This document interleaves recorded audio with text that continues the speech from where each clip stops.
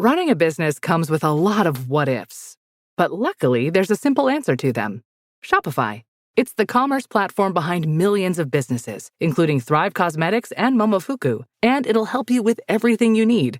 From website design and marketing to boosting sales and expanding operations, Shopify can get the job done and make your dream a reality. Turn those what-ifs into... Sign up for your $1 per month trial at shopify.com/special offer. Hi, I'm Connie Loizos. And this is Alex Gove. And this is StrictlyVC Download.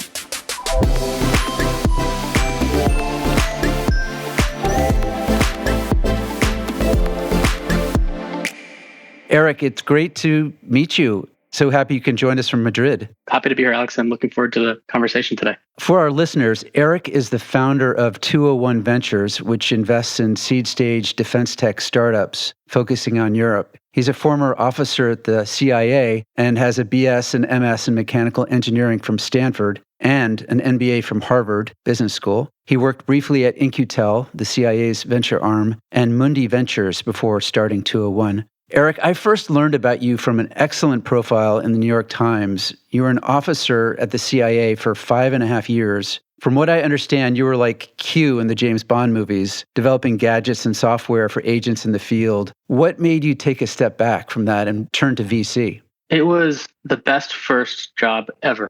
The way I describe it, and I described it this way in the article, which, by the way, was for someone who professionally avoided the media for so many years of my life at the CIA, was a really fun way to come out with the fund and launch 201 Ventures. And just as I described it, it was like walking into a Santa's workshop. I left because I noticed that the private sector was increasingly playing a role in this competition that I previously had understood really to just be a government-to-government competition. But what became obvious more so every day was that the private sector was playing such a big role here. I know this sounds so obvious to most of the audience, the podcast who works most in the private sector, I'm assuming. But when you're where I was in government, at a place that really is like super mission focused and sometimes can be somewhat insular compared to private sector peers, this was an awakening moment for me. And so that was when I popped my head up and decided that I should really go figure this out, because I had gone straight from being an engineer in school into the public sector. And so I had this huge gap I felt like I had a gap in my knowledge on how the private sector actually worked. It's interesting because investing in defense tech deals used to be unpopular for VCs because of government bureaucracy, customer concentration, the fact that you had to get in right with the right 4-star general in order to move your project forward. But now it seems downright sexy. Is it companies like Palantir and Andro that have really moved the needle and made it more exciting? I think so. It's more than the companies themselves, it's the people that are joining them. When I left Stanford to join CIA, it was also quite an unpopular time to do so. The Edward Snowden news story was at the peak probably around that time, and most people were looking at the intelligence community in the US with quite a bit of caution, especially those in Silicon Valley during that time. But what ended up happening was I think Palantir and Andro for sure were the vanguards here in the US to do this.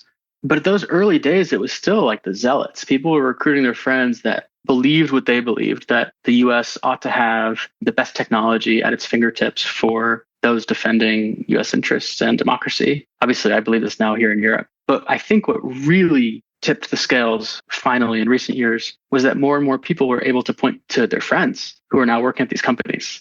And whereas you used to be probably 2 or 3 connections away, you're now 1 connection away. And that made it so much more personal. And you could say, well, I know that person. They have a great set of ethics and I trust their judgment and they're going to work at this company that 10 years ago was vilified, perhaps. Maybe I should rethink my approach to what that company is doing and what they stand for. And I think that's the best thing of all. I try to do this with my friends who maybe look at the intelligence community in this kind of way. Whereas, some people have preconceptions of what it does, preconceived notions of what it used to do, and think, does it still do that? And I used to always, in the early days when I left, say like, look, I was there. You know me really well. This is what I believed in, and this is the set of ethics that I brought to that work. And these are the rules that we worked within. And you should hopefully have a lot of comfort knowing that the people that are, whether it's Langley or Fort Meade or whoever else within the US side, that are working in these agencies that work under a veil of quite a bit of secrecy for good reason, that they're doing good work with good intentions in large part. And I think that was really important. It's cool to see that the page has really turned in the US and now here in Europe as well. Yeah, I mean, you were a trailblazer in more ways than one. Not only were you leaving Harvard Business School to pursue an interest in defense tech, but you were interested from a very early stage in defense tech in Europe, which traditionally has not bought as much defense technology as the US, not by a long shot. And yet you saw the end of the peace dividend, the protection that the US has afforded Europe and the resulting ability of Europe to not invest as heavily in defense spending. What gave you the confidence to think, hey, there's a market here. I can navigate all of these different governments in Europe and as an American and make a business out of this? Well, confidence now, maybe people would have called it foolishness a few years ago. I think the conviction was there. That hasn't changed. If anything, it's only gotten higher for me. The idea was that I have always enjoyed going where other people tend to not want to go. That was why I enjoyed the work at CIA so much. The couple things that people there used to always say was go where others don't go and do what they can't do. And one is kind of a result of the other a lot of times. And so when Europe was basically just being memed, and I laugh at the memes too, they're funny for sure, but those memes mask what is a super powerful set of facts out here. And those are, one, Europe has individual entrepreneurs that are just as hungry and just as high conviction, as just as smart as anywhere else in the world. Two, European governments waited way too long to rethink what the arrangement on their own security meant, and therefore hadn't actually taken a critical eye towards it. And three, Europe was quickly being seen and will, in my opinion, continue to be the site of serious gray zone competition.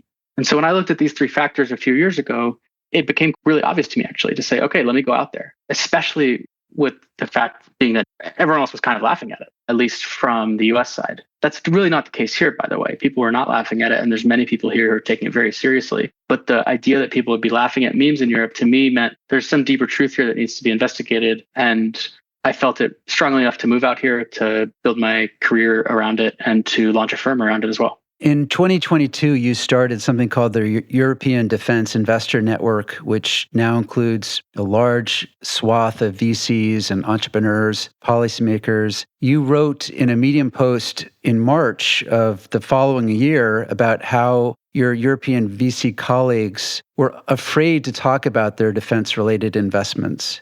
Has that attitude changed? Yes, it's changed. And man, it couldn't have come quick enough. It should have changed far earlier than it did. For a long time, this type of investing in Europe was seen as uncouth, something that should be done but not spoken about, perhaps, and certainly not spoken about in polite company at the dinner table. You would hear about it behind the closed doors of the clubs in London and in small investment clubs. But it didn't have the air of a celebration of patriotism that I was more used to in the US. I think that was a huge disservice to the founders that were building here. It was definitely resulted in many founders thinking about it, deciding not to build a company in the space. I think your post was entitled Manners because it was considered bad manners to talk about it. That's right. That's exactly right. It was considered bad manners. I think this is so silly. I thought it then, I think it now. I think it's so silly. I think it's ridiculous, the idea that one could talk about, I don't know, I guess these aren't my dinner conversations, but I'm sort of making a caricature of a high society person in somewhere around here in Europe that's talking about bond rates or whether their new electric car has a charging port here or there. But when they talk about defensive democracy and applying technology to defense, that's considered bad manners at the table. I'm exaggerating a little bit. There's a kernel of truth there. And what I tried to do with the network was kind of be a little bit louder, be willing to break a few dishes as I pounded a fist on the table and say, like, this is crazy. This is nuts. Are we in crazy land here? Is everyone taking crazy pills? Because this is happening on our doorstep. Ukraine is like right there. How are we so willing to just shut the door on these conversations? And from a allocator's perspective, how are we so unwilling to allocate here? So what was the trigger that really changed people's perception of defense tech investments in Europe and made it more of a polite conversation to talk about your defense deals? Was it the continuing atrocities in Ukraine? Was it the Trump administration and their denigration of Europe and the fact that they seemed to be less willing to support European defense efforts? Yes. It was yes to both of those things. And I think it's also yes to, frankly, like the fact that this is a place where one can make money as a venture capitalist or as an investor. And I think that that matters too. That definitely matters. Increasing the volume on the public conversation behind this, it's not me, it's many others. It certainly helps. Having institutions like NATO stand-up funds having other LPs start to change their positions on this definitely helped. And then finally, I think the most important signal, at least in the VC community, is the founders. Having more founders come into the space and having repeat founders choose to build company number 2, company number 3 in this sector in Europe was a huge change. And those general partners that previously backed those founders and the LPs behind those funds are seeing this over the last couple of years and saying, oh, okay, maybe if I was a little bit uncomfortable speaking up then, there's more of a chorus around me now and I feel more comfortable speaking up now. And my response to that is like, great, come on in, the water's fine. Like no need to sort of like yuck that yum. Like, great, awesome. Even if it's a little bit late, come on in. This might be a little bit crass to say, but one interesting point about where you are in Europe is that Ukraine is essentially one giant testing lab, isn't it? I mean, there are all these new technologies that are being tested in the field in real time. Do you find yourself comparing notes with a mix of VCs and intelligence agents about new companies that you're looking at? Yeah, I mean, I should admit, my conversations with intelligence officers are much less these days and more with founders and VCs. I've largely stepped out of my old world, but the idea that Ukraine is a place where technology is being tested not only daily, but at a pace that's so much faster than anywhere else, that is very real. Part of the challenge as a VC is to sift through the noise and find the signal there because a lot of people are claiming that they've been quote unquote battle tested in Ukraine. My job and the job of all the investors here is to really get the ground truth on that and say, well, what does that really mean? Did you fly in a protected field outside of Kiev or were you on the front lines and actually having like real results? And or is that sustained over time? That's like a worthy set of diligence questions to ask and find out the answers to. But the result has been, that these technologies are being fielded way faster, and Ukrainian entrepreneurs and soldiers are building companies around them. Let's talk a little bit about your firm. Last year, you started 201 Ventures. My understanding is that you're raising a $22 million fund, and you're at the closing end of that process, and that the NATO Innovation Fund is a significant backer of your firm. Have you closed the fund? Yeah, I'm super excited. We're closing on 8 days from now. Congratulations. Wow. Thank you. I'm really excited. By the time the article ran, we were over the target and all closed up on new LPs. I've been very, very fortunate to have the NATO Innovation Fund as the anchor. I was very excited and proud that we were the first fund that they backed, although we went unannounced for over a year as we got the rest of it built. They've been a great LP, a great partner in everything from building the fund to making investments and so on. For me, it's fund 1. I'm a solo GP. This is the prototype fund. This is prove what I say I can do and make some great investments. How in the world were you able to get the NATO Innovation Fund to back a first-time entrepreneur who is a former CIA agent from the US? I'll tell you my best guess. I think as with all the LPs of the fund, I think I have my idea of why they joined, but I never know the reason that got them over the line at the end of the day. I like to think that it's a strong alignment with the mission and the differentiation that the fund had in Europe. But for the NATO Innovation Fund in particular, what ended up happening was in the network that I run, the European Defense Investor Network, it grew slowly. So it only started with like 8 people. It was 8 friends in a chat group. And it's just grown, no marketing before this, organically one by one, just up to 125 plus now. When the NATO Innovation Fund was being set up, they did this big search and they brought the managing partners on board. And it turned out that 4 of the 5 founding partners of the NATO Innovation Fund were already in my network. It just was this funny thing where the thing got launched and all of a sudden I know 4 of them pretty well. And they had kind of known me well by that point. They had watched me in this network and manage it and bring in speakers and bring in founders and try to educate everyone and grow the ecosystem. So that was just luck, right? That was the stars aligning. And eventually they came knocking and said, hey, I think we should talk. And I said, no, you don't. Guys, I'm a solo GP fund 1. I know you need way more. I'm not for you. And they said, no, let's really talk. And that was the start of a great relationship. That made them even more interested. Yeah, maybe. I don't know. It was a really great It is a great partnership. I was very fortunate that worked out. Do they make direct investments too, or are they a fund of funds? They do. So the fund of funds pockets about, I think, 20% of the whole thing. The rest is direct. So direct is their bread and butter. And then the fund of funds is another piece. But it's a hugely important piece because part of their mandate is to do what they call capacity building. That's the term they use. And so that is investing in funds like mine and like I think at this point 6 others, if I have the numbers correctly, that didn't exist. And certainly there's a good argument to be made that 201 may not have existed if not for their anchor check. And so in this case, it's building capacity for new GPs to be investing in new founders here in Europe. So you've made 8 investments to date. Is that correct? That's right. And do you have any overlap with NATO Innovation Fund in any of those deals? Currently, no. I wouldn't be surprised if that changes soon.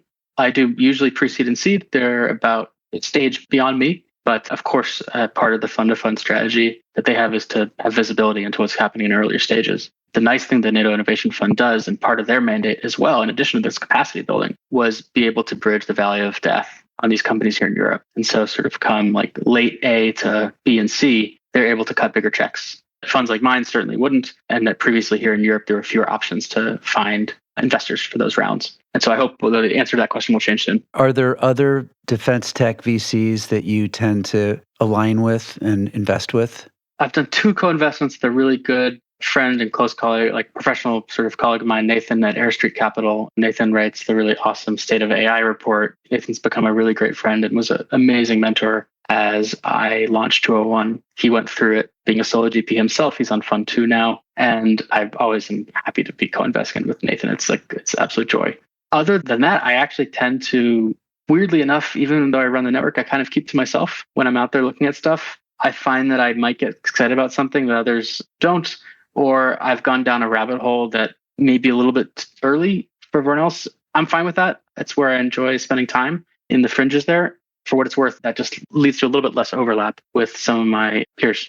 So is that how you find deals in terms of deal sourcing? Is it through burrowing into those rabbit holes, finding something that you're really interested in and just digging, or are you finding it through your connections? Talk to me about how you found, for example, Delian, which is building surveillance towers to detect autonomous threats. How did that come across your transom?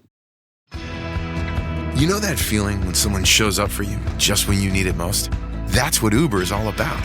Not just a ride or dinner at your door. It's how Uber helps you show up for the moments that matter. Because showing up can turn a tough day around or make a good one even better. Whatever it is, big or small, Uber is on the way. So you can be on yours. Uber, on our way. Yeah, so Delian is one example. For me, it's very much a barbell. It's like 2 ends of the spectrum on sourcing. One is network. And Delian actually came through with the Marathon Ventures, who's a fantastic firm in Athens. They're part of the network. They're part of the European Defense Investor Network. They were one of the original probably 20 members because they had invested in Delian. And they were taking this huge risk in Greece as like one of the very first VCs to be investing in a defense tech company. Demetrios, the founder of Delian's awesome PhD in computer vision, 5 years at Apple. He sort of imported that Silicon Valley like speed and culture back to Athens. And they're just hiring the absolute best talent in AI in Athens and in London now. And Panos, the partner from Marathon, was like, hey, I've got this awesome company. Can we circulate it? Can we talk about it within the network? So absolutely. That is what this network is here for. And because we had provided the venue to help share the idea and share the company with others, we were then invited to the round. And that was a great proof point for me early on that this was something worth having. Now, the other end of the spectrum is like exactly what you described first there, which is going deep on a thesis and like going down a super long internet rabbit hole. I love that. I love to go out and hunt on something that I think is interesting. What we've done recently there is a new endeavor on something in the Arctic. And so we're building Arctic technology. This is a place where fits the thesis of the firm. It's just one of these gray zone areas that has a dislocation in the market because it's not well understood. And there's a real technology solution to be built here. And that just requires months of building and searching. And we ended up incubating the company internally. It's usually one or the other. Yeah. I encourage our listeners to check out your Medium posts because you talk a lot about some of the areas that you're interested in and where you would like to see startups. And I believe one of the areas you said was acclimatizing technology to the Arctic. I think that was a focus area of yours. What about Polar Mist? It's a Swedish startup that produces maritime drones. How did you find that one? Polar Mist is an awesome company. They are one of the latest investments we did. We led that round and, in fact, co-led with Nathan at Air Street. Polar Mist was a funny one because it happened way faster than normal for me. Typically, with the investments I've made, I've known the founders for at least a couple of years. The last investment I did, I've known the founders since 2020. And she and I worked together, in fact. And so we know each other pretty well. And she's building something really cool here in Europe. The investment in Polar Mist came from a tip from an LP. And the LP said, hey, I've got this family member who is a professor at this school, and the professor has these awesome students that came out of his program. You should just have a conversation. An email led to getting on a flight the next day, and I walked into this apartment in Lund, Sweden, which is just across the water from Copenhagen. And At first, I was like, wait, I must not be in the right place. I thought, no, this is the right place. Gustav said, no, you're in the right place. This is great. And the living room was just all the furniture pushed to the wall, all the couches up against the wall, desks in the middle, just covered with GPUs. And I turned to the kitchen and there's a boat in the kitchen. And then I turned to what I think was the bedroom, which had been repurposed to be a nap area to some degree. And I was like, oh, I'm at home. This was me in grad school. I'm so at home here. And we ended up issuing a term sheet just a few days later. And Polar Mist is building amazing maritime surface vessels, comms, dark navigation. So able to navigate autonomously with no external comms, not even GPS. This is a company that's really needed in Europe. The cool thing with Polar Mist and being in Sweden is that the Swedish archipelagos and thousands of islands are incredible training ground. And you can sort of let your imagination take you to where else in the world have similar geography that might be useful in the future. And the company's just absolutely off to like a bang of a start. It's early days, but really exciting to support Gustav and Gabriel as they build. We've talked about a couple of areas of technology, maritime drones and detection of autonomous devices. What other areas are you really interested in? I'm sure that AI has had a big impact on some of the deals that you're looking at. Also, hypersonic vehicles is probably another category. The floor is yours. What are some of the areas that you're really interested in? So the areas I find myself pulled towards are those that exist within, and I've used this term before, within gray zones. So the underlying thesis of the firm is that gray zones create really interesting market dislocations. And gray zone competition is happening at scale in Europe, and it will for the next couple decades. These market dislocations, whether they're price inefficiencies or a government playing a larger role in a market that it might otherwise, if not for wanting a sovereign capability, semiconductors are a perfect example of that. These gray zone dislocations actually are a good form of alpha. Historically, I think that they were capitalized on by macro hedge funds, largely. We would find these dislocations exploited in public markets. And what I'm trying to do with 201 is to show that actually these dislocations and these inefficiencies that gray zones create have actually moved into private markets over the last decade or so. I find myself really attracted towards this type of competition. I try to study them and then go after them. So hypersonics are certainly an area that's where you're going to see serious, not only sort of governmental interest because of a need for sovereign capability, but a push now that advanced computational methods allow for the really gnarly control systems and thermal systems that you need to build sort of the triad of a hypersonic vehicle, which is go fast, go hot, and go straight, or at least be able to control where you're going. So go fast, you need propulsion systems. Go hot, you need good thermal systems. And go straight, you need good control systems. And so I try to focus on companies that are building the harder of that set of three. Other areas that I like are things that happen in the subsurface. So we've backed a company in Hypersonics, amazing company in Munich called Hypersonica, 2 PhDs, Mark and Philip, that met in Oxford in the Hypersonics lab. So it's like already members of a small club, actually working together in an even smaller club now and building a cool company in Munich.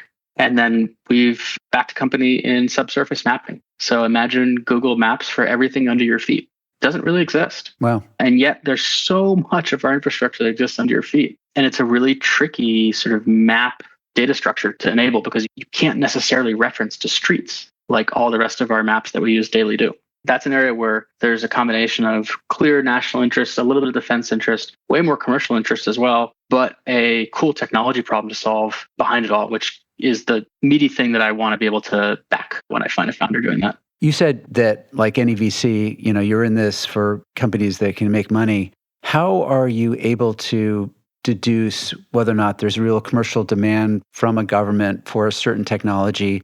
Do the companies that you invest in have to have dual use capabilities so that their technology is also applicable to consumers or the non-military world? How do you think about monetizing the technologies that you're developing? One of the things I learned when I was at In-Q-Tel was that In-Q-Tel's best performing companies actually were those that had really large commercial markets, like a large database company like MongoDB, for example, where you've got a huge commercial market. But yeah, there's also this small federal pocket of the company. I don't have sort of one dogma or another. It doesn't have to be just defense tech. What I want to see is that there's a clear demand signal from government. And where I hope to have a little bit of edge as someone who's worked on building that on the government side is that there's no conspiracy here, but government generally is ahead on some of this technology. Without naming specific ones, the research labs in the US and here in Europe are quite forward on this. Can't you give us a hint on some of those technologies? Yeah. Invisible cloaks. No, it's things like things that advanced materials enable, things that advanced sensing enables. There's a whole host of things. And there's domains that previously were considered to be kind of impossible to play within. But in fact, we do play within those domains. If I feel like I have enough of a signal or judgment that there's a clear demand from government for this technology, or there will be in the near future, I feel really confident going in. Usually it's not just me doing that. Usually the founder's done that homework as well, or they've felt it because they've worked in it as well. That gives me sort of what I need enough to take the next step with the company. It's not going to be like the thing that leads to an investment decision. It's not going to be the thing that leads me not to make an investment, but it's something that I want to have at least an understanding of. Is this happening now? Do we need to wait 2 years and sort of work the field and actually help build this market and do some lobbying to make it happen? That's okay too. We just want to have an understanding. Do you think that the companies in your space have a longer runway than sort of a traditional non-military startup investment? In other words, is there more development time that needs to go into building the technology because of all of the security ramifications, et cetera? Yes, I think so. And that's actually tough, by the way. That doesn't always jive with the idea of a 10-year venture fund lifecycle. That's a real thing that we sort of have to square. You can do things to try to accelerate or bend a little bit. I think that European companies ought to be doing more lobbying at much earlier stages. I think that there needs to be a bigger effort to shape the field and shape the market here to make sure that the new innovations are falling on welcome ears, because those ears are certainly being courted by the large companies that have been around here in Europe for much longer. When you have dual use, the real mistake is when you don't know or can't decide which use to start with, and you end up doing both at once too early. That's a recipe for disaster. I think focus early on is really helpful, and companies that don't make that decision end up sort of toddling along for too many years before they figure it out. So yeah, that's a risk. And I think it's one that can be mitigated with just like enough foresight and some clear, firm strategic decisions to focus early on. So you are about to close your first fund. And from what the New York Times says, you're already contemplating raising a second fund. Will that fund be bigger than this one? And are you going to bring on partners? Or how do you see your venture growing? My focus right now is on delivering an awesome Fund 1. The fundraising is a great milestone to have completed, but that's kind of the easy part. It's like, all right, the role of a fund is not to raise money. The role of a fund is to multiply that money. And in my case, the role of the fund has 3 goals. Every one of my LPs knows them. I state them very clearly for Fund 1. 1, do the mission, advance freedom and autonomy in Europe. And that'll be through the portfolio companies that are in the fund. Number 2, build the best venture product out there. So be the category leader among founders and co-investors for our category here in Europe. And number 3, build a financial product that punches way above its weight with LPs. So look and feel institutional. I want LPs that look at Fund 1 to be shocked that I'm a solo GP on Fund 1. Can I just ask you a question about Andro? How is Andro perceived in the defense tech community? It's really seems like the one defense tech company that most people can name, but I'm just curious what insiders think of it. I think it's perceived very positively. A lot of people look at Andro and say, this is a company that is fighting the good fight on a couple fronts. 1, being able to communicate to a normal audience on what it means to defend a country, whether that's the US or any other country. The ability to communicate clearly, this is how technology plays into defense. They actually communicate that really well. Number 2, fighting cost plus contracts and saying, look, we're going to go firm fixed price. We're going to do like any mom and pop shop does, which is set a price. And if we can't build it for cheaper, that's on us. And if we do build it for cheaper, great, we're in business. That seems to be common sense that is lost on a lot of the traditional defense primes. And number 3, this is one that takes in and rapidly applies new technology to problem sets. The idea that a sub needs to take 25 years to field should be rethought, and Andro has rethought that. And I think that that's pretty refreshing. So very commonly, what I hear from founders out here and what I believe is that Andro has shown a spotlight on really important problems that exist here and address them in smart ways. That's great. Well, listen, Eric, I've taken up way too much of your time. It's really been fascinating talking to you and learning about what you're doing and also the huge market that you're addressing. Can't wait to see what's next with 201. Thanks, Alex. I really appreciate it and enjoyed the conversation today. All right. Take care.